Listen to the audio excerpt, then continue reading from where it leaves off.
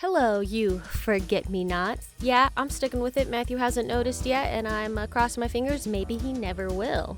Given recent events, we thought it might make some sense to take a look at the story of the Titanic.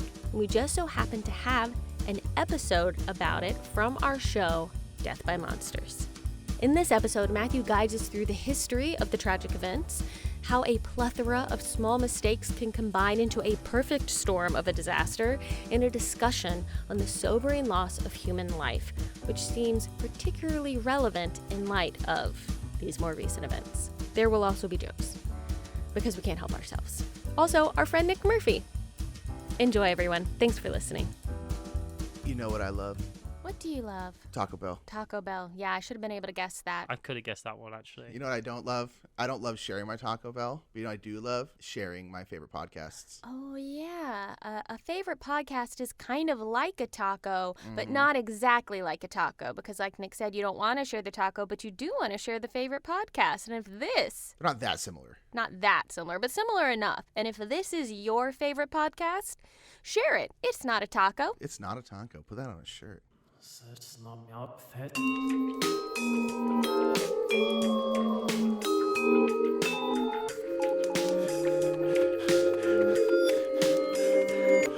It's Death by Monsters.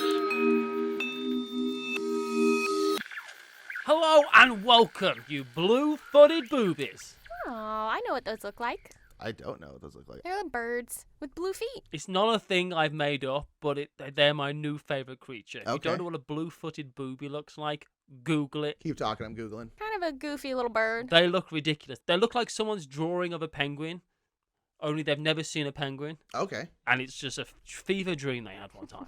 Oh, wow. They do have very blue feet. Oh, my Yeah, gosh. see? Look how derpy they are. Wow. Yeah, it does. It looks like someone drew a penguin and it was described to them what penguins look like. Yeah. But not described like that well. Wow, they have really blue feet. I wonder what evolutionary thing made it. It's like you need to have fucking blue feet. Too many cuddles. Apparently, yeah, like, oh my, they're so blue. It's weird. They look like they walk through paint. They do. They look like they've walked through paint, and that's fantastic because they're clumsy, and you know they're gonna waddle like a waddly line of paint behind them. Because their feet look way too big. This is Death by Monsters, a show all about monsters, mysteries, and the unknown.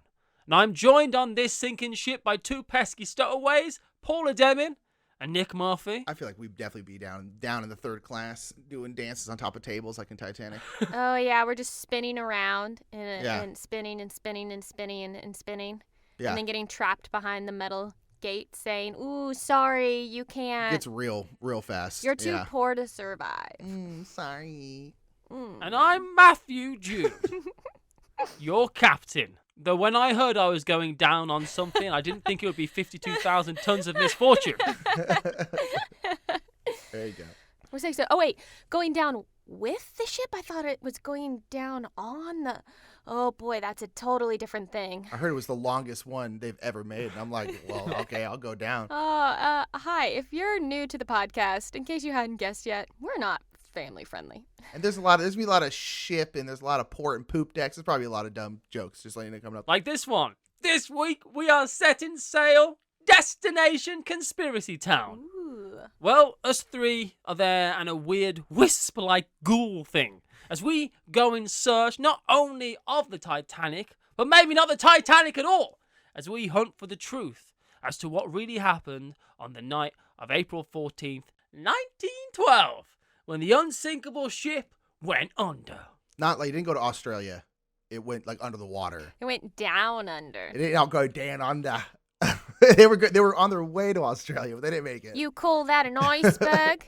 This is an iceberg. Just got overrun by blue ring octopus and just started stinging everybody. You're like, this is unexpected.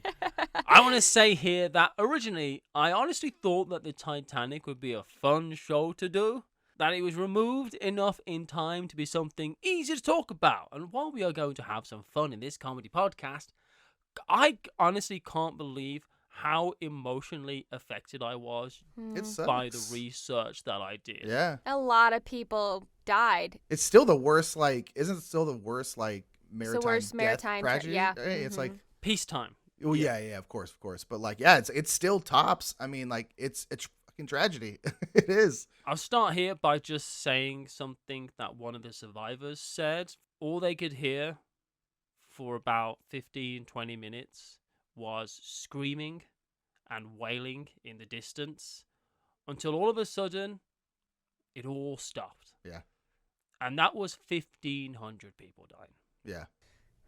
And then going unconscious because of like hypothermia and crap. It's like, yeah, it's not great. Heavy. You're like, the boat's split and it's crazy and look at all that. It's like, yeah, but at the same time, people are dying the whole time. So just keep that in mind. I mean, the fact of the matter is that the second one of the compartments flooded, people were already dead.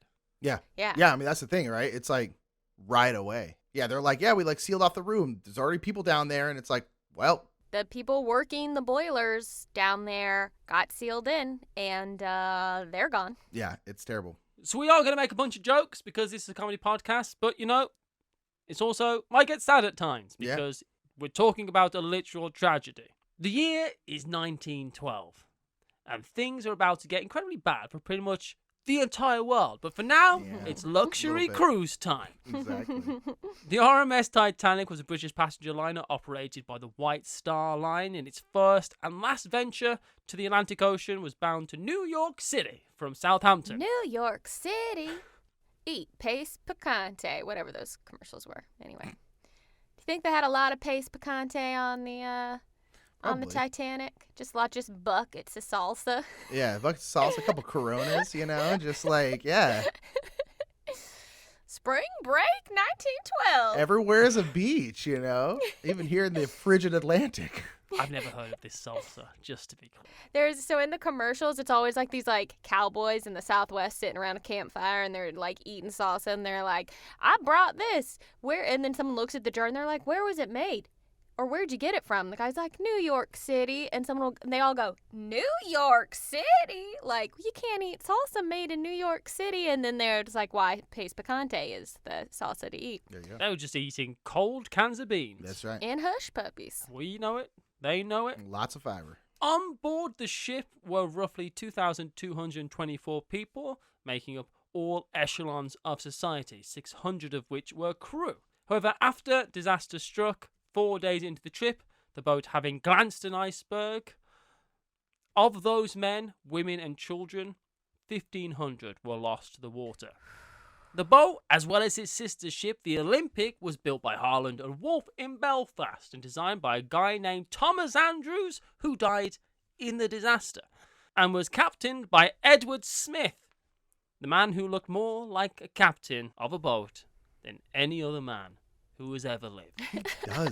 He does look exactly like a captain. Does he have like white mutton chop style? He's got a full beard, but it's very white. In Britain, we have a brand of fish fingers. You may call them fish sticks. Captain Birdseye, they're called. And I think the reason I think he looks like a captain of a ship is because I think Captain Birdseye was modelled off Edward Smith. It's possible. I would have preferred the captain to look like Captain Crunch, personally. I don't know if Captain Crunch existed or if Captain Crunch was based off this person. I don't think so. I think Captain Crunch is based off like Napoleon. I guess, yeah, kind of. I think this is a civilian ship, Captain Crunch wouldn't have been allowed to serve. That's true. Yeah, because he's a proper, like a military captain. That's right, yeah. I hate to bust up your logic, but according to this, Edward John Smith was a British naval officer and also a captain of the Titanic. And his name was John Smith, so his parents were not. Not to be confused with the John Smith who interacted with Pocahontas, just to be very clear. Again, but both parents, try a little harder with your names. John Smith, really? That's like the joke. That's like the joke name everyone gets for the most generic name on the planet. Good job. Proud of you. Captain Smith was well respected and liked, working up the ranks in the White Star Line to become the Millionaire's Captain. A nickname he earned as a super wealthy people, bankers and financiers, would often schedule their travel around ships he was commanding. He was like an influencer. He's like a proto-influencer. Proto-influencer. And also, wouldn't you know it, this was going to be his last voyage before his retirement. Oh, it hurts. It is very much like I was one day from retirement. Yeah. I mean, it still was his last voyage. I mean, he fulfilled the prophecy, yeah. Yeah, I mean, that didn't change anything, yeah. You can take some comfort in that. Needless to say, the so-called Titanic was a funny old boat, if for nothing more than the juxtaposition of the passengers, those being in part some of the richest people in the world who relaxed and enjoyed its swimming pools, libraries and restaurants, while below decks it was basically poor British, Irish and Scandinavian immigrants looking for a better life in the US. Yeah, just moving. They're just moving. It was essentially, it was like a U-Haul truck / luxury cruise liner. Yeah. Just people moving and then people sipping champagne and, I don't know, doing rich people stuff that like the whole like, oh my gosh, we have to go on this ship because John Smith is the captain. That's such a rich person thing that I cannot possibly fathom caring about going on a boat that some dude is being like, go that way. And like, it's just such an odd concept to me. That's such a rich person thing that I will never understand. I'm never going on a cruise my whole life because I can't afford to do that. Well, I'm not ever again after this story. Yeah. Yeah, right. It's like, oh man. I just think of boats and cruises as rich people stuff, and it's not for me. Well, I mean, it's like cruises are ridiculous, right? Yeah. But so is a family trip to Disney World, though. True. So it just depends on like where everyone has a different thing that they want to like have within their reach or whatever, I suppose, or they're willing to like set aside for. I think I've already been pretty clear and firm on my anti-boat rhetoric on this show for some reason. Yeah, you're not a big boat guy. I just think the second you are considering buying or spending time in a boat, you've got more money than sense. That's just how I feel. However, I know that some people just choose to spend what money they have on doing that because that's what they like. I do know that. As is fairly well known, there are advanced safety features on board, such as watertight compartments, remotely activated bulkheads, but also the boat, for some reason, only had 20 of its 48 lifeboats. 4 of those which turned out to be garbage. And even full, there were only enough for 1,178 passengers, which is around half the number of passengers on board. And even then, the ship wasn't full when it set sail. They leave Southampton on April 10th, 1912, make a quick stop in Cherbourg, then another in Carve in County Cork. These stops are to pick up passengers and luggage. 123 passengers, for instance, got on at Carve, though luckily for one crew member, a guy called John Coffey liked the drink, only not spelt the same. Any Green Mile fans out there? It's been a while. It's too sad. It's a good film, though. Yeah. He decided to get off in Carve because this is his hometown, and instead of making the journey for himself, which saved his life pretty well and truly. Good call. Rings of Dyatlov Pass a little bit, where you're like, at first you might be like, or like there was that crew member who was like let go because they were like, we have to bring on these other crew members, and so there's no job for you anymore. And you're like, at first you're like, man, that sucks. I got sick. I have to turn around. I can't do this hike. And then after you're like, wow, that actually lucked out for me. Yeah, seriously though. 4 days out, just south of Newfoundland, about 11:40, disaster strike. They hit an iceberg, buckling the hull on the starboard side. That ripped open 5 of the maximum 4 watertight compartments, meaning straight away there was nothing to be done that could have saved it. The ship, from that moment, was going to sink. And in 160 minutes at 2:20 the next day, that boat broke into 2 halves and was lost with well over 1,000 people still on board. Ugh. Yeah. And that's it. That's the Titanic story. Yeah. Yeah. Only it's not. And earlier than ever before, that might be the end of the story. But it's only the beginning of the mystery. Yeah. Yeah, that's the earliest we've ever gotten to that. Oh, it's just like, I'm claustrophobic, and so I already like get kind of nervous on things like boats, like if you're below deck or whatever. And I know this was a massive boat, you know, basically a floating hotel essentially, you know, like it was massively huge, but like just the idea of water filling up in a boat, and maybe I can't get to the deck, or even if I can get to, just the idea of, it's pretty horrifying for me to just even imagine like this whole scenario. Yeah, went down quick, 2 hours. It's just like, that's very fast. I also think about, and I know they didn't do their lifeboat drill like they were supposed to. But I think about, like, okay, so the one cruise I've been on, one of the first things we had to do was, what is that called? Like a muster check? You Yeah, I basically think show so. up to the place where you would go for your lifeboat if something happened. They talk you through what you would do, where you would get your life jacket, and then you're like, this is where I go, this is where my lifeboat would be. And I'm imagining a scenario where they run the passengers through this drill and then be like, but actually, you don't actually get a lifeboat because we don't have one for everyone. It's like, what? It's just like, my mind is boggled, I suppose, by the idea of that. We're going to get into a lot of this later, but I will say that the way it was meant to work at the time was the shipping lanes that they used between the UK and New York were so heavily traveled and so narrow that the idea was normally that you were never that far away from another boat. It would be easy for someone to pick up the people who couldn't get into a lifeboat. Is that what it's strangely a very busy shipping line. So Yeah. you were hopefully only 30 miles away from another boat at any one time. I see. Yeah. I'm sure we'll get into it, but there was a boat pretty darn close to them. There was situations why they couldn't contact that boat, but it's like, and also not like absolving people of screwing things up, but it's like, of the time, they had enough lifeboats for what they were required to. They actually had more than they were required to have. So it's like, yeah, they didn't have one for every single person, but it would have made the boat very, very top heavy. And then on top of that, they actually exceeded what they needed to have. I think that's a fair point to make, yeah. Everyone thinks that the owner was just like, we don't need lifeboats. Screw those lifeboats. It's like, that's not what happened. And so, like, I just want to, because I actually like Titanic. I've actually looked into it. And so it's like, I just want to point that out there. Don't get me wrong. There's a lot of fuck ups, but like, there's not enough lifeboats. It's like, yeah, but it wasn't just like a wanton, screw those people. Like, that's not what it was. There's other things as well. The fact that they ended up starting a airborne iceberg detection service that runs to this day. Yeah. Is directly because of the disaster on the Titanic. Of course.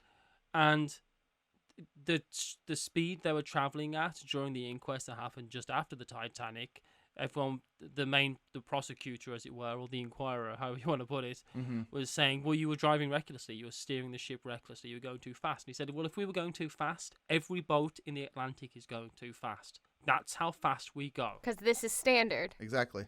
Yeah. So while there is an incredible amount of blame to put down on numerous people, some of those things are just, that's how they did it, and that's... Yeah.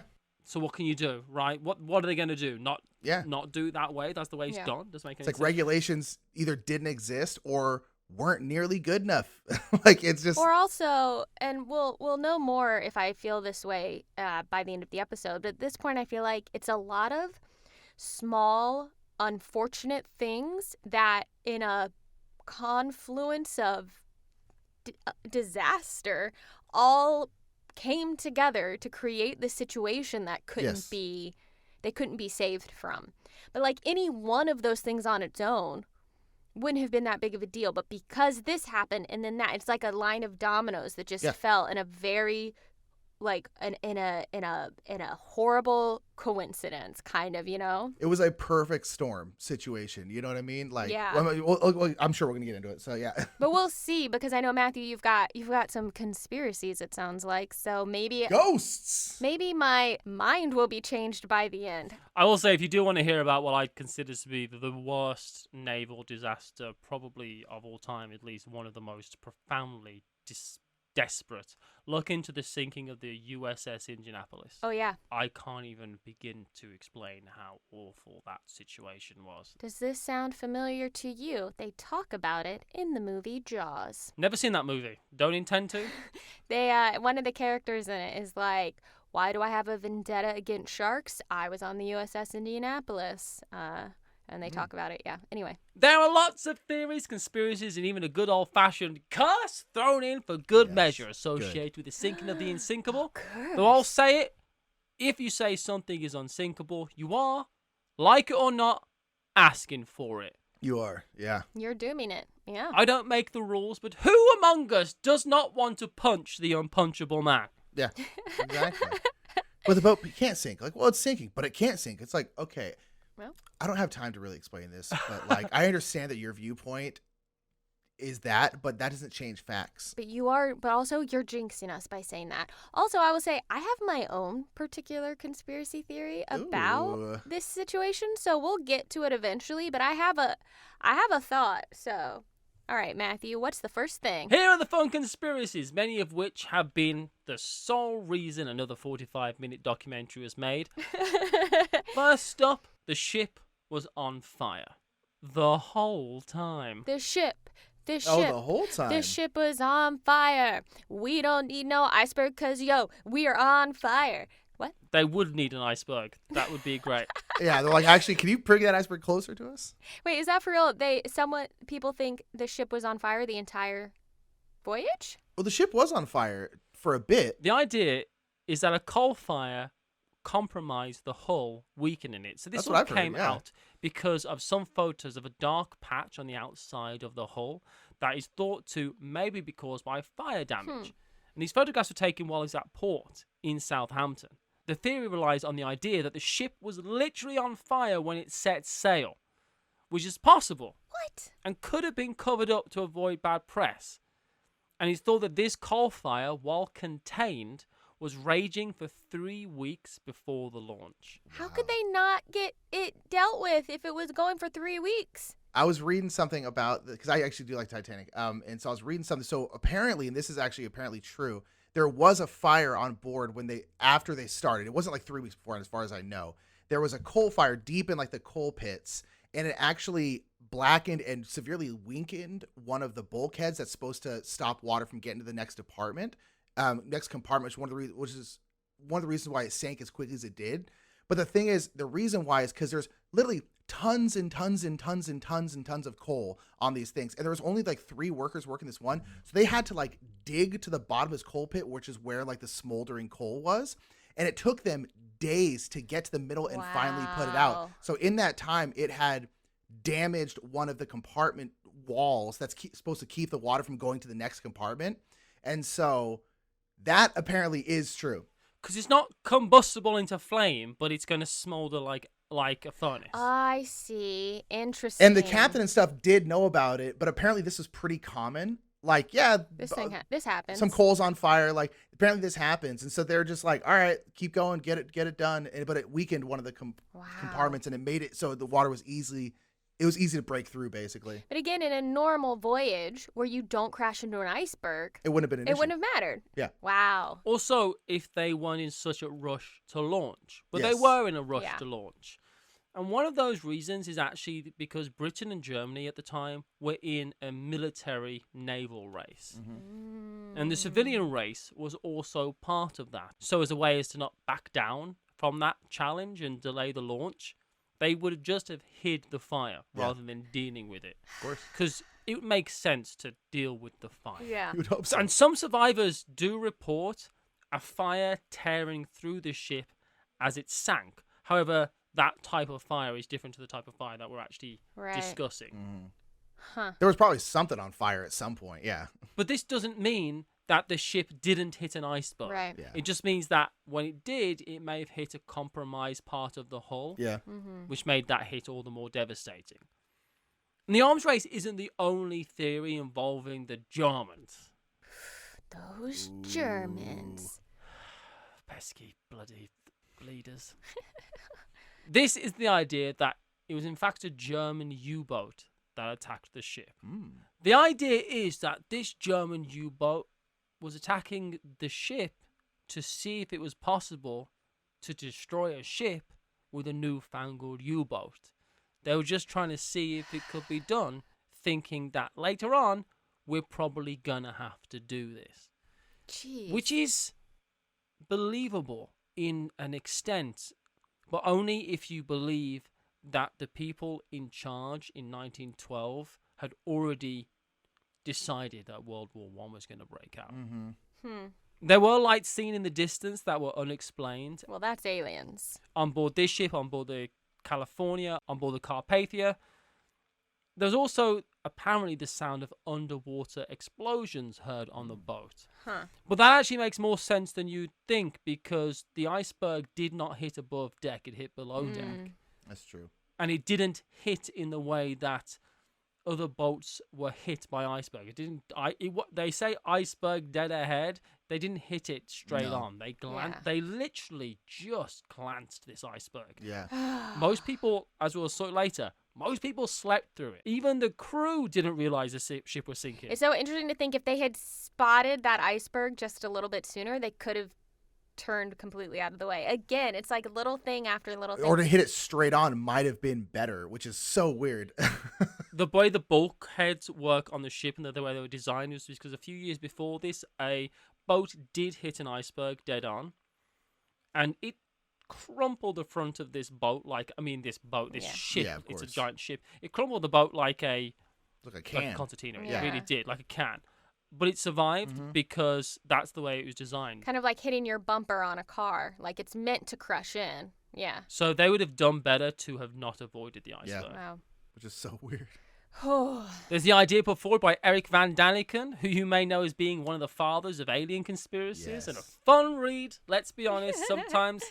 Sometimes I believe old Daniken. I'll tell you. But his thoughts is that the Titanic was sunk by underwater UFOs. Underwater UFOs. But that's not a they aren't UFO. a UFO. Yeah, thank you, Nick. That's a USO, unidentified submerged object. Yes. I think that is what they call them. There is a word for it. I'm sure I guess there it could is. be UFO if it was floating, unidentified floating object, but There you it's go. under the water, so yeah. That's a USO. It's like, that's a fish, sir. That's just an ocean balloon. His idea comes from the fact that there were 3 holes found on the ship's base. And he thought that, that means that it was hit from below by aliens. Well, look, okay, hear me out. Hollow Earth. Prove me wrong, Paula. Hollow Earth. Oh, good Okay. call. So Good if start. the people in the Hollow Earth, and let's imagine a Moana type situation where they're like, we live in this Hollow Earth, we live on this island, but there's something about the water out there that is calling to me. So they created vessels, and they went out. So these are actually Hollow Earth people who came out into their vessel into the ocean and then were like, oh no, a big scary monster, and they shot at the Titanic, not realizing it was an ocean liner full of surface dwellers. Mystery solved. So I think that's reasonable. I've been standing in the Hollow Earth now. What? Takes a big twist when they go to the Hollow Earth, but it's cool. Big twist. My favourite of the far out theories is time travelers. Ooh, I have been to the Titanic. My wife does My not wife know. does not know. Y'all, if you have listened to no other episode than our newest ones, please go listen to our time travel episode, because I tell you right now, we reference it so much and you will not understand what And the that heck we're talking character about. that I have not told my wife. That's from that episode. It's from that episode. So if you don't know what we're talking about, just go listen to that. All of our inside jokes will begin to become clear. It was then the gun was put into my hand and I was forced to shoot Abraham Lincoln. Yeah, exactly. So there's 2 time traveling ideas here. One is that so many people from the future wanted to see the Titanic that it sank because there ended up being too many people on board. I'm sorry, what? So time travelers wanted to see Yes. the Titanic, so they went back in time and boarded the Titanic and changed history by being too many people on the Titanic and causing it to sink. Because it doesn't make a sense, because if it didn't sink, why did they want to go see it? Making it sink, none of it makes sense. Not to mention, like as a history thing, cool, right? Seeing the Titanic.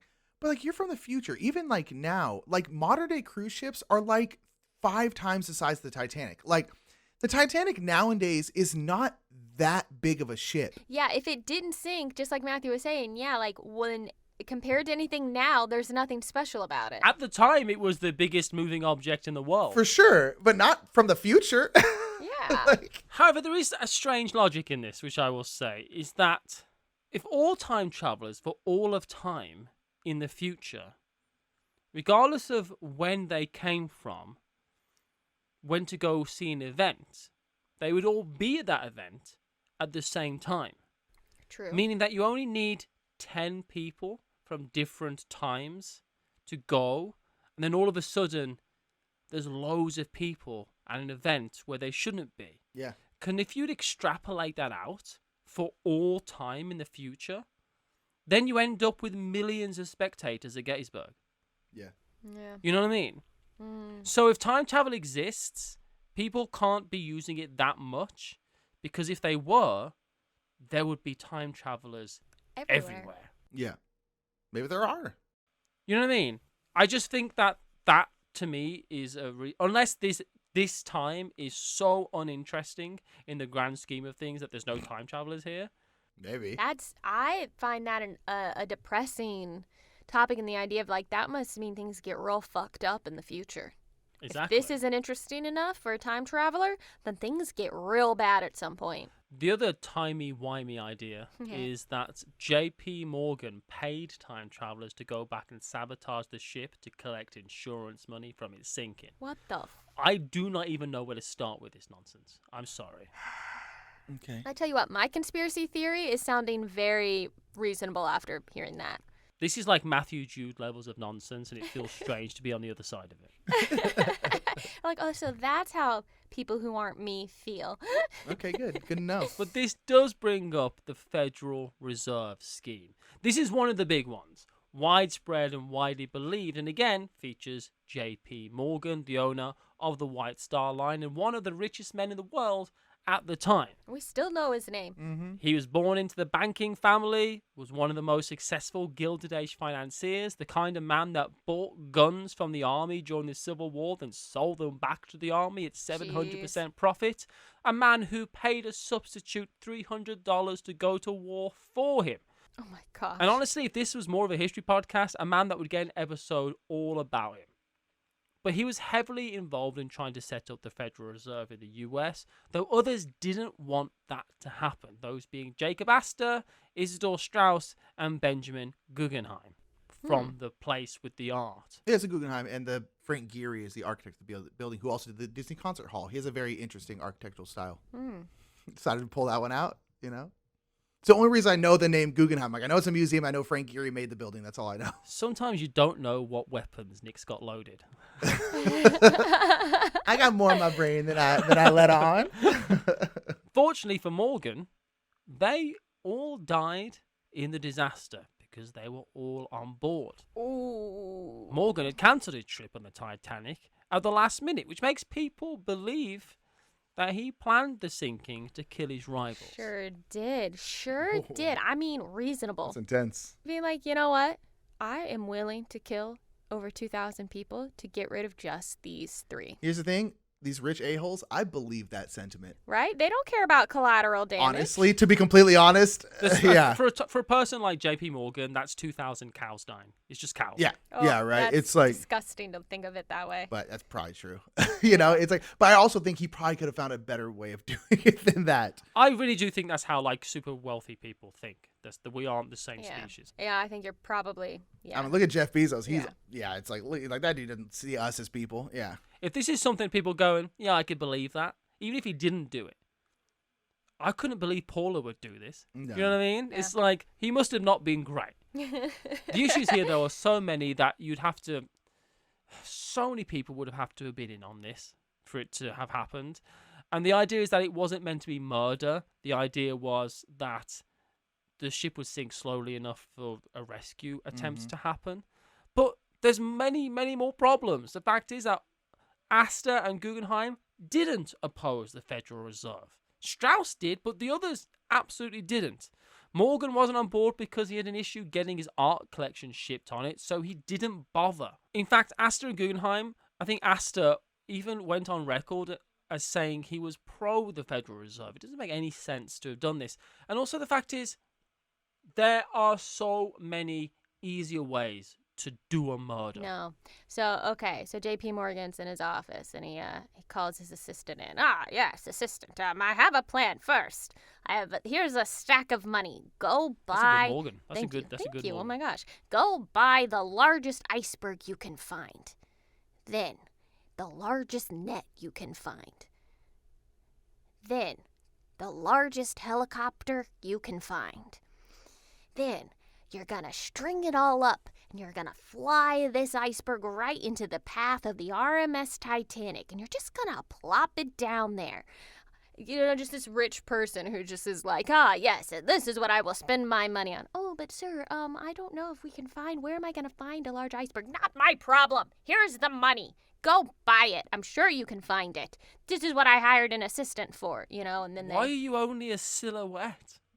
because I'm evil. Yes. As he strokes a cat, and is, Yeah. I'll get you next time, gadget. That sounds reasonable. I Yeah. feel like A very rich person. Like, can't tell me Jeff Bezos would not buy an iceberg to stick in the path of an oncoming ship, to sink it if one enemy was on that ship, right?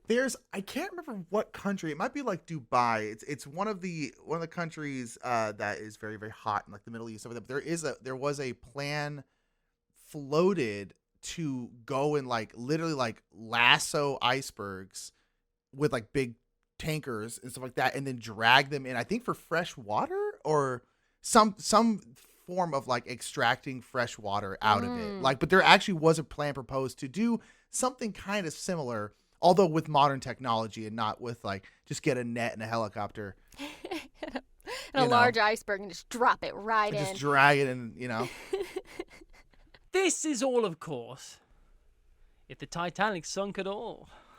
Oh, Well, then where'd what it ship go? is at the bottom of the ocean, Matthew? The Olympic! What? Oh, it's like a sister ship, right? It is. This is a theory. It's a good old-fashioned insurance fraud. And if it is all a conspiracy, this is the most reasonable one. And it's very intriguing. All right, hit us with it. On the 20th of September 1911, the Olympic was involved in a collision with a Royal Navy warship, the HMS Hawke, in the Brambles Channel in Southampton. The two ships were too close to each other, and the Olympic's motion drew the Hawke into it. On the starboard side, the same side that the iceberg will hit the Titanic, and the Hawke was designed to be a ramming ship. It had ramming in mind, so when it hit the Olympic, it did an incredible amount of damage to it. But it's the Olympic that's found at fault, meaning that Lloyd's of London refused to pay out the insurance. And the ship would also be out of action during the extensive repairs, which in turn meant the Titanic launch date had to be put back. And this was a very expensive and slow process. So to make sure there was a ship out there making money for the liner, the Olympic was patched up quickly and then converted to become the Titanic, while the real Titanic would quietly enter service later as the Olympic. Wait, what? So the Olympic gets patched up and then billed as the Titanic, and what they were building as the Titanic becomes the Olympic? Yes, because they're about to do something to the damaged Olympic. Ooh, Okay, weaken there it was up, just the word Olympic happened so many times that my brain couldn't follow Couldn't it. figure out which one was That's which, what yeah. makes it. That's how you know it's a good conspiracy. That's how you theory. know, right? When my brain goes, wait, what? Okay. This is backed up by the fact that the Titanic did list a port, which could be down to it being the damaged Olympic. It was then thought that they decided to dispose of the Olympic, disguised as the Titanic, in a way that they would finally get the insurance money that they had lost during the crash with the Hawke. Knowing it would kill. And this again isn't murder, other than the poor workers that would be trapped below deck with the bulkheads closed on impact, as they would. That's how it was designed. Right. The idea was that it would sink slowly, so that everyone could be rescued. Jeez. I mean, that's quite the risk to take, but sure. Yeah, you have a couple workers die. They don't care. They want that insurance money. They don't count as people. Yeah. So the theory goes into loads of details and was put forward by a guy called Robin Gardiner in his book Titanic, the Ship That Never Sank, and goes on to describe that a switch was possible with just changing over everything that said Olympic with everything that said Titanic. But he also says eventually that the Titanic didn't hit an iceberg, but an IMM rescue ship that was drifting with its lights out, which is why they didn't see it until the last minute. So they make this switch. They just switch everything from Olympic to Titanic, to Titanic to Olympic, set sail, then sink the Olympic, as the Titanic to collect the money. It makes perfect sense. It makes sense. I mean, who's gonna know, right? Like, it's not like there's like the internet or like you have pictures of the Olympic or Titanic. It's like no one's gonna be like, these aren't the same door handles. Well, except for that one passenger who's suddenly like they're on. Now this is an interesting novel or something where like someone's like, I'm on the Titanic, boop boop boop, but they keep stumbling upon little things that like Ooh. are like a leftover like napkin with the word Olympic stitched on it that got missed. And you're like, that's interesting. And They then start trying to tell people in time, you know? some paint on the wall that's starting to flake, and they like scratch a little more, and you're like, this letter used to be an O. Huh. And then they slowly discover it. But okay, here's my that's like a Doctor Who episode. Where he discovers it as he goes along. How were they going to sink? How are they going to make sure that the Olympic disguised as the Titanic was going to sink, though? Well, this kind of plays into the idea of all the other different theories, right? Maybe they set a fire in the coal room beforehand to weaken a bulkhead, then steer it into... And they steered it into an iceberg on purpose. There's one idea that it hits this rescue ship that they put out to try and sink it, but, I mean... The Captain Smith did change direction out of character at the last minute. He would have to be in on it. Yeah. There would have to be quite a few Belfast dock workers who are in on it. I imagine it takes more than a handful of people to change everything over in a luxury cruise ship from one thing to the other. This would have to be, again, something that lots of people were in on. What if this was the original plan? I believe you. But they didn't tell Captain Smith. Then there was like a boat or something. They were like, we aren't going to tell Captain Smith, but this is the path he's taking, and we've put something. JP Morgan has flown in something, dropped it in the water right where it's going to hit the path. For example, let's say JP Morgan is also part of this for some reason. I don't think Look, there's I'm planes just, at this point. well, I'm not a plane, a little hella. Look, whatever. Aliens flew it in. Somehow it's there. They okay. So there's that. a boat. So they sailed the boat out. Okay, great.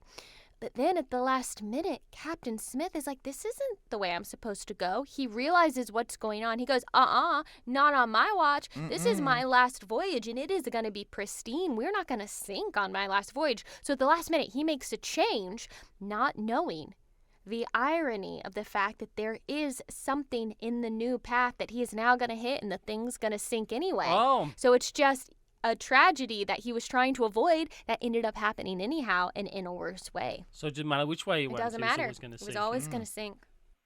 Well, that's horrible, Paula. That's awful. That's death by monsters. Boom. Get right. I believe it. It has to be said, and it's said best by historian Gareth Russell, that this probably isn't the case. Russell said that the idea was, quote, so painfully ridiculous that one can only lament the thousands of trees that lost their lives to provide the paper on which this has been articulated. Burn. What a bird. Good. Since the sister ships had significant interior architectural and design differences, switching them secretly in a week would be nearly impossible from a practical standpoint. A switch would also not be economically worthwhile, since the ship's owner could have simply damaged the ship whilst docked. Yeah. For instance, by setting it afire, and collected the insurance money from the accident, which would have been far less severe and infinitely less stupid than sailing her out into the middle of the Atlantic with thousands of people and their luggage on board and ramming her into an iceberg. Yeah. It seems like a very convoluted way. It's overcomplicated. It's very an evil genius way. We're gonna lower them slowly into this tank of sharks when you could just shoot them. You know, it's very evil geniusy. Right. There's actually not only design differences, but there's structural. There's definite differences between the ships, and I have been convinced that this is what happened for a long time because I've seen documentaries that this is what they say, but it's not what happened. I don't think. Yeah. So your mind got changed while you were researching for this. It did. Wow, that's cool. Because, now hear me out. What if the ship was cursed? Let's talk about it. The Unlucky Mummy is a 3,000-year-old wooden Egyptian casket, and it's got a long history of sinister intrigue around it. Illness, death, bankruptcies, and even, of course, sinking the Titanic. What? Yep. I believe this one. Now we've moved into like a Agatha Christie or a mystery novel. It's like Yeah, really. Titanic and the unlucky mummy. Poirot's on board. I mean, it's never. You don't want Poirot on board because I think it means there's gonna be a murder. It means something's gonna happen. Especially if he's like, I'm just on vacation. Then he has to get dragged into it, you know? Come on, he has to get it every single time. It's like, You're this is supposed to be a vacation, but I can't resist investigating this death. The unlucky mummy is one of those artifacts that smashed the glass it was being exhibited in, emanated weird lights. It smashed the glass it was being exhibited in? Yeah, trying to escape. What? Cool. It's been the source of spooky footsteps and has been in more than a couple distorted photographs. Ooh. It's claimed that the ghost of the mummy is meant to have been seen in multiple London tube stations and has been implicated in 2 disappearances. Ooh. Cool. Wow. And it was on the Titanic. Well, the ancient princess who resides within the casket was also an occultist priestess who cursed the casket so no one would be able to remove her from her tomb and live. Again, the story of the unlucky mummy could be its own episode. Yeah. It's a real good one. It's got a real catchy title, too. The Unlucky Mummy? I mean, come on, that's good. It's associated with lots of misfortune, people's guns exploding in their hands, people who moved the casket all being dead within a year. When it was brought to England during the voyage, 2 of the owner's friends died en route. Oh. The owner being Thomas Murray, an amateur archaeologist, amongst other things. But whoever was around the mummy, misfortune followed. Interesting.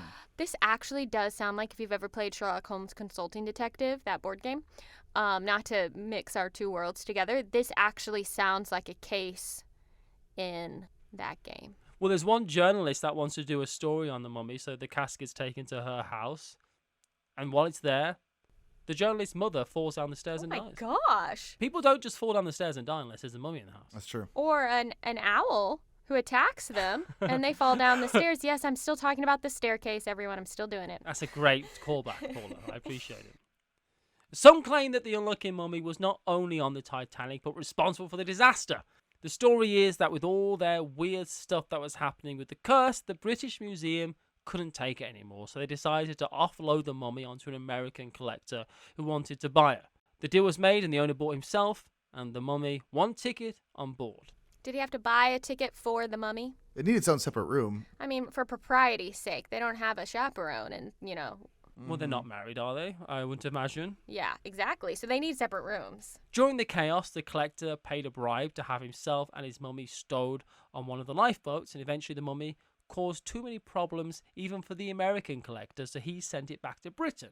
And of course, this was on board, for some reason, the Empress of Ireland, which after setting sail from Quebec, collided with a Norwegian coal ship in 1914, killing 840 people. So he escapes the Titanic with the mummy in a lifeboat, gets to the U.S., is like, actually, this mummy is causing me issues, ships it back, and then a disaster happens to the ship that the mummy is on. Yeah, that's what I said. Yeah, that's it. That's the story. Big time. That's exactly what happens. I like it. This is amazing. Prove me wrong. This is better than my conspiracy theory, which I will still share, but this one is better than mine, I think, maybe. It's great. The thing is there's no record of the mummy being on the Titanic, and it seems that this all comes from a guy called W.T. Steed. I just got all excited, and now you're telling me it's not even true. Steed was aboard. He was going to America on invitation from President Taft to talk at a peace conference at Carnegie Hall. But he also loved to tell spooky stories and told the story of the unlucky mummy one evening at a dinner to a fairly large and captivated audience. He was seen helping people on the lifeboats and was last seen calmly reading a book in the first-class smoking room as the Titanic went down. Metal. Though, also, that probably is just a story itself. It's pretty cool, though. That's it. That's also a great story, though. So he helped people onto lifeboats and was like, bye, and then was like, all right, I'll just chill. He definitely was seen giving his life jacket away. Good man. It's sad because one of the reasons he was going to America was he was probably going to win the 1912 Nobel Peace Prize. Really? Wow. Man. His story on board the ship eventually made a newspaper, and that's how it got out. But if you want to go see the unlucky mummy, you can. And Paul and Nick and I have all seen it because it's at the British Museum. Ooh. We saw it. I didn't even realize. That's why I died last year. It's why Nick died last year. Wait, what? Oh, yeah. I'm not real. I'm a Oh. ghost. Yeah. Did you not hear all the irony in his "I don't believe in ghosts" jokes? It's all Paula flashes back to all the instances Yeah. a la Sixth Sense. Well, and it's and like, Matthew edits out me going like in the background, which I do every Nick once in a while because I was can't dead help it. the So whole time. yep. So weird. So yeah, it's in the British Museum, and as far as records can tell, it really hasn't left the British Museum to be on the Titanic. Oh man, I liked that story so much. There is one guard though, 29 years a guard at the museum. What he has to say about the unlucky mummy is interesting because he was the guard for the Egyptian exhibit. So it's not necessarily about the mummy itself, but he says of the exhibit, it was like walking into a freezer. My stomach turned over. The feel of the gallery was you wanted to get out. I'm a great believer that wherever you're buried, you should stay there. A lot of the mummies there should be back in their graves. And this is a guy who worked in the museum for 29 years, still kind of creeped out about being around. And that's what I said. I literally said that when we were at the museum. I was like, man, working here at night would be creepy, though. It would be. Because you are technically surrounded by dead bodies. Yeah. You know? A lot of them just kind of like out. Yeah. Just out. Yeah, just like it's real weird. I found all the stuff on the Unlucky Mummy in a really, really good article by David Castleton. So type Unlucky Mummy and David Castleton into the internet and you'll be able to read a really fascinating article, but don't read it too much because I might base an episode of Death by Monsters on it later. Love it. The last theory I will bring is a very different type of curse, and that's the no pope theory. No pope. The Titanic had two numbers, no pope. The Titanic had two numbers. One was 401, the other was 390904.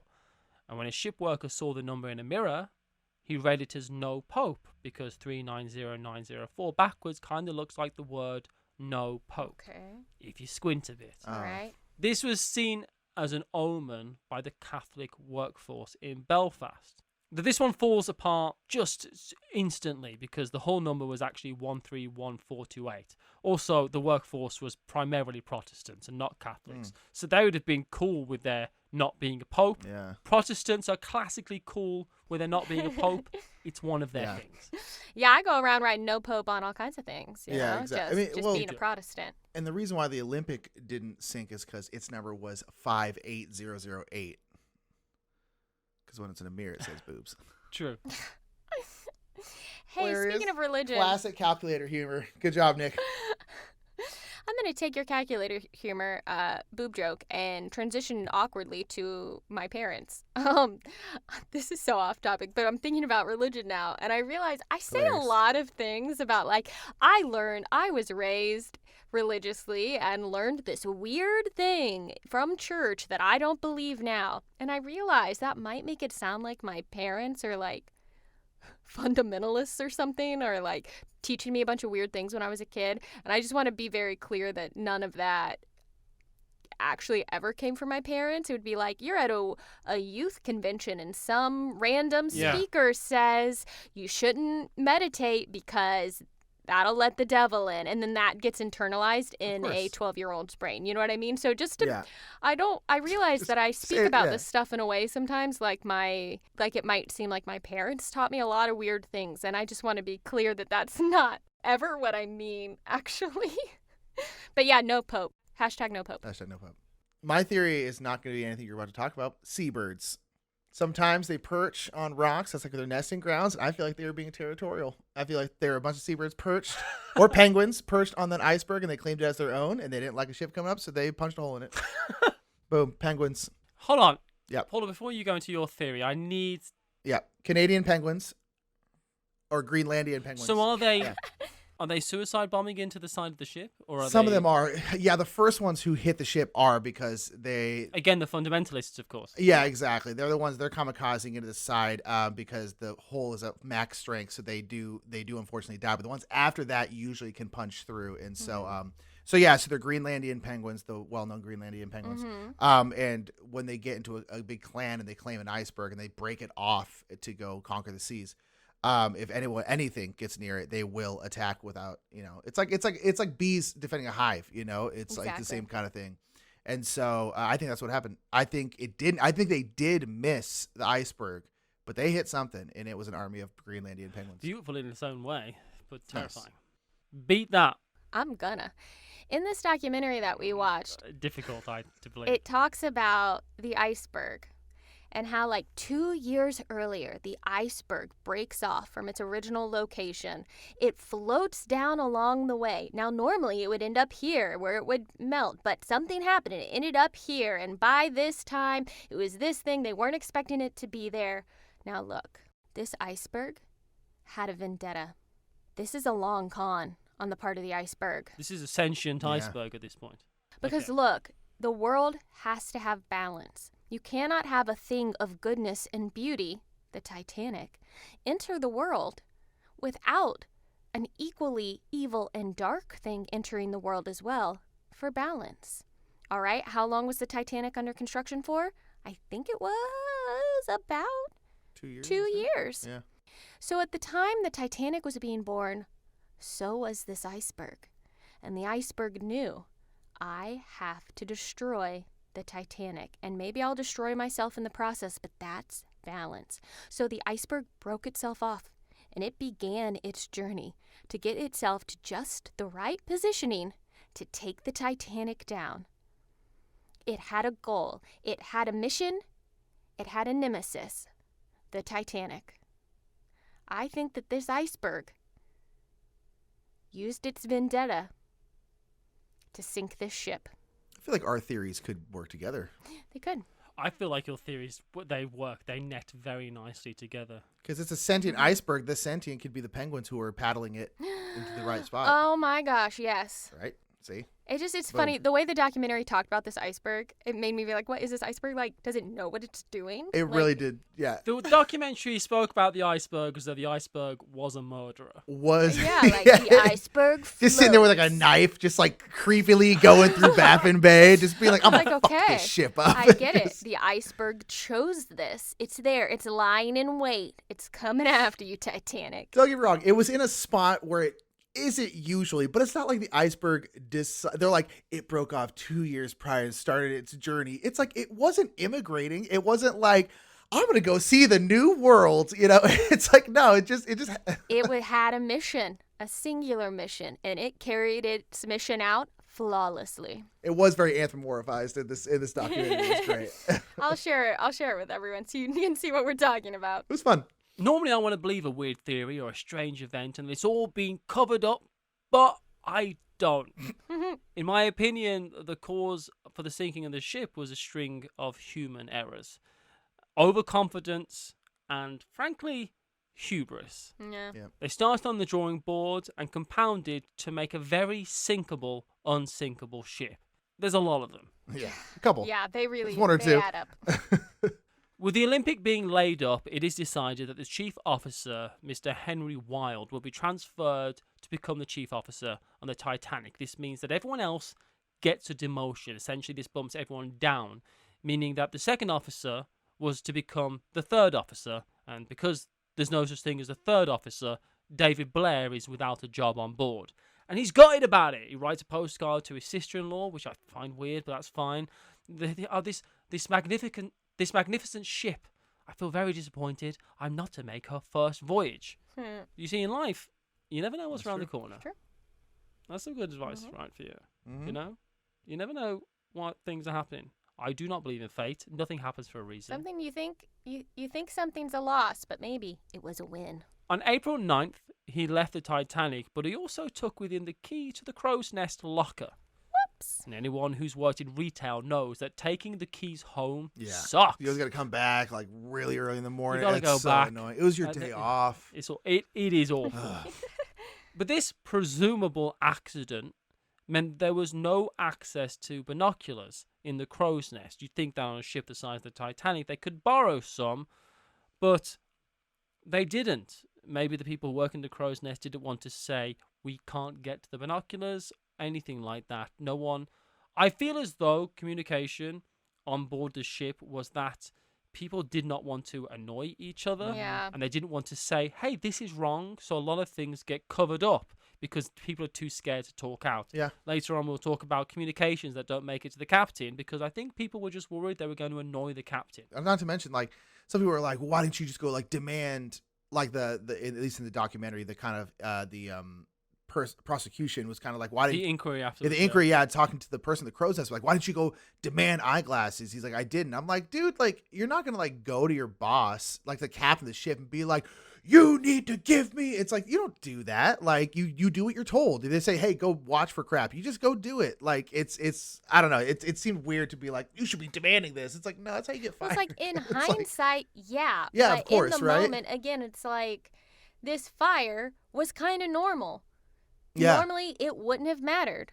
I think this hubris is something that was summed up quite well by the chairman of the White Star at the inquest in regards to the lack of lifeboats on the ship, where he refers to the ship and certainly considered the ship to be a lifeboat itself because it's unsinkable. Yeah. Yeah. There's a version of these events that meant that the binoculars were in David Blair's cabin, but either way, because he wasn't on board, they didn't have binoculars in the crow's nest. And if they did, Frederick Fleet and Reginald Lee, who were in the crow's nest at the time, at the inquest admitted that they would have been able to see the iceberg at dawn sight quicker. And it really could have been the deciding factor for the disaster.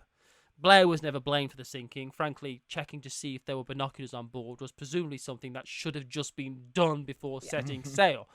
But he did get the blame for grounding the Oceanic in 1914 while he served as navigator. Though I will say, while on board the Majestic, he attempted to save a man's life who had jumped overboard, for which he did get a medal from the Royal Humane Society. So I think that speaks rather more to his character than anything else. Yeah. More to blame, perhaps, are the wireless operators on the ship. They ignored the message from the California that literally was telling them that there was an iceberg in their path. And of the other 5 iceberg warnings they got, they only delivered one directly to the captain. The others, apart from one they just ignored, went to the bridge officers. And the last of which would have saved their lives. This was a message sent by the Masaba. But the Masaba didn't add a prefix to the message that meant urgent. So the operators didn't think it was urgent. Right. The thing is as well is that these operators, one of them named Phillips, he sent a message to the California, which was the closest ship, to tell them essentially, get the fuck off the radio, I'm busy. Because their other job was to send telegrams for the passengers who wanted telegram sending to New York. And they have a small window in which they are able to do this. So the California did that. They responded to this rude message by turning off their wireless. Bye, which is pretty bad, actually. Yeah, it's terrible. It's not, I can't imagine, standard practice, but it does mean that when the SOS message was sent out, the California didn't get it, and instead the nearest... That's their closest one, yeah. It was 3 times closer than the next one, which was the Frankfurt, which is 100 kilometers away. Even when the Carpathia replied, it wasn't enough. But you can't necessarily blame the radio operators. They actually don't work for the Titanic. They work for a separate organization, and they were obviously overworked. Yeah. Maybe you should have a wireless that is manned by someone whose only job is to take weather reports, and that's it. Yeah. Maybe you don't try and give that person other responsibilities that are going to take away. Yeah. At the time, that guy on the wireless is the radar. Yeah. Exactly.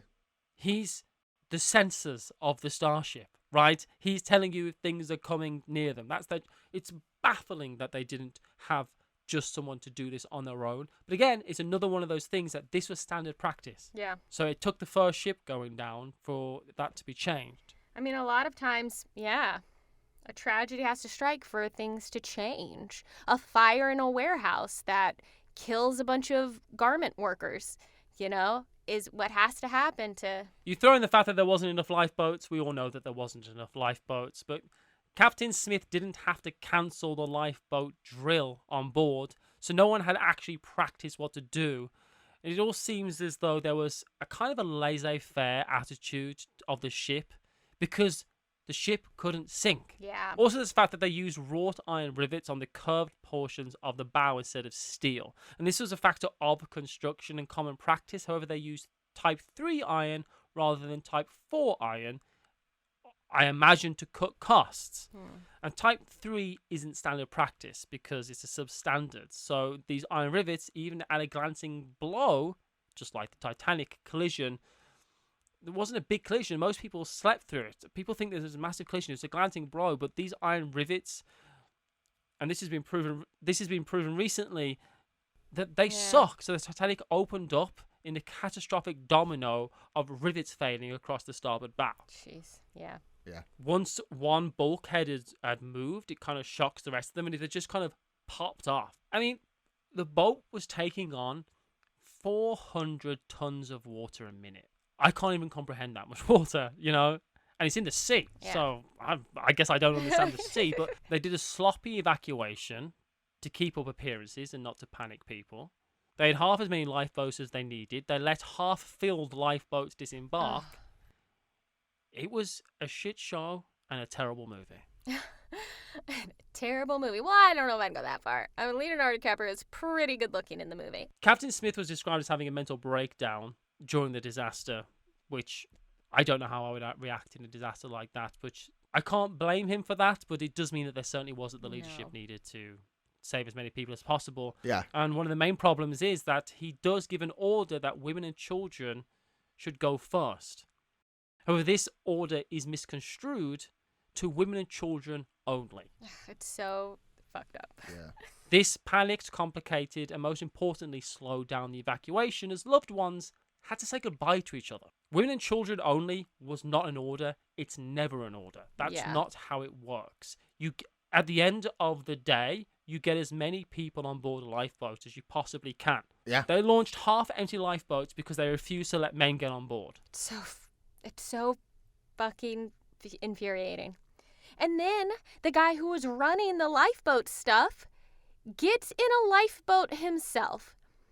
And I'm just like, I'm imagining myself on a lifeboat that I've been told my husband cannot join me on.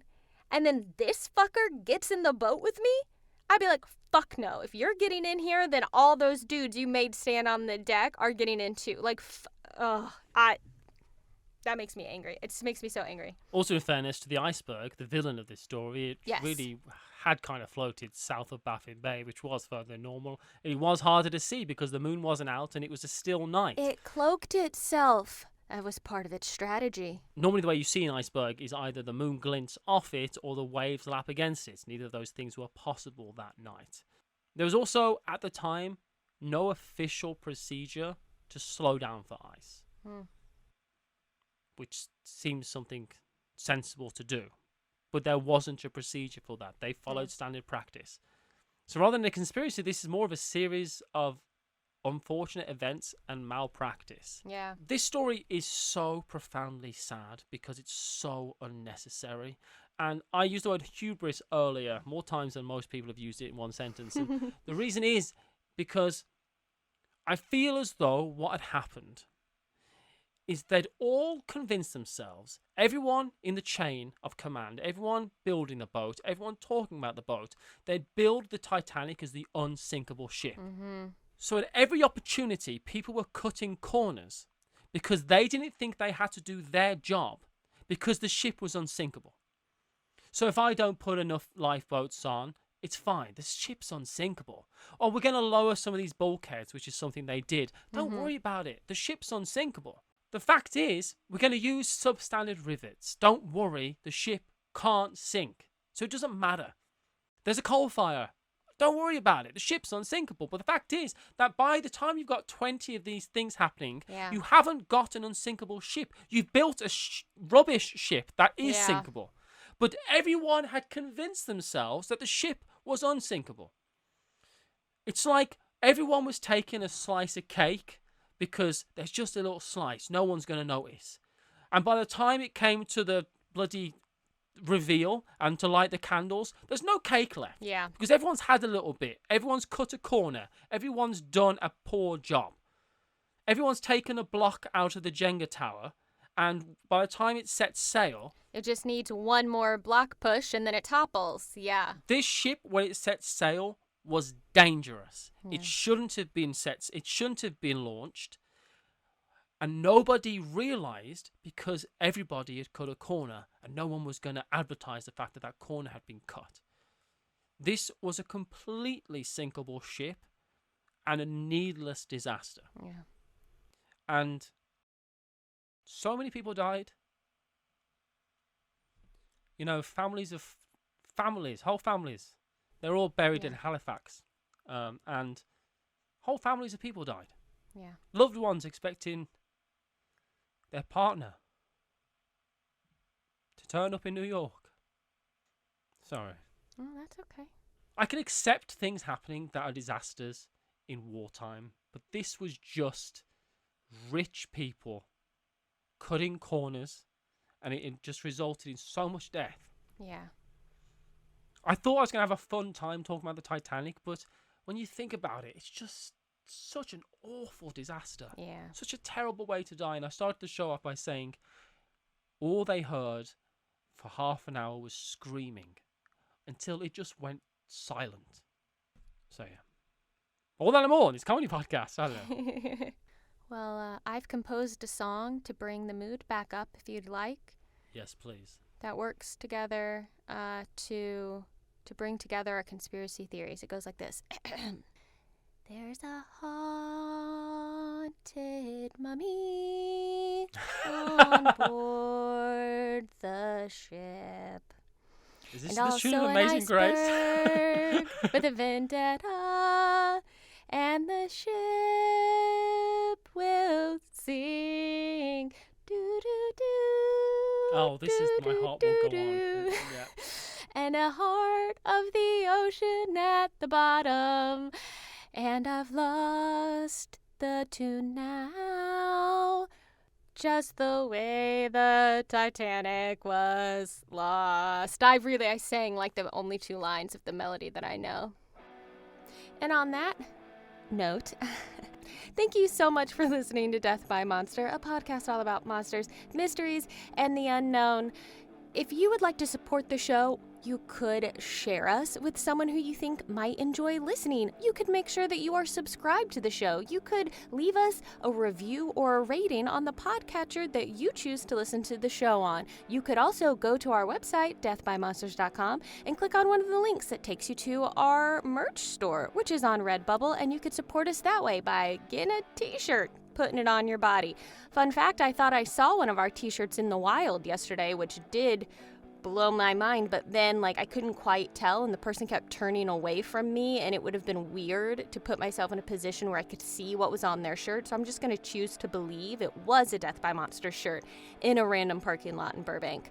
Even though, let's be real, it probably wasn't. But make my dream come true, go to our merch store, buy a t-shirt. You can also support us on Patreon. If you do, you are helping to send us on a road trip one day when we're all allowed to do that, where we get to investigate Bigfoot in the Winchester Mystery House. And also, you're supporting the ability to pay Matthew for all of his work researching and writing all of these episodes, just like this one today, which took him hours and hours and hours and hours and hours and hours and hours to prep. Thank you so much. I think that's all the important things. You can find us on social media, Twitter, Instagram, join our Facebook group. Make sure you answer the question just so we know that you aren't spam. I'm Paula. With me, of course, has been Nick and Matthew. Thank you so much for listening, and stay spooky. Bye. Bye, everybody. Bye.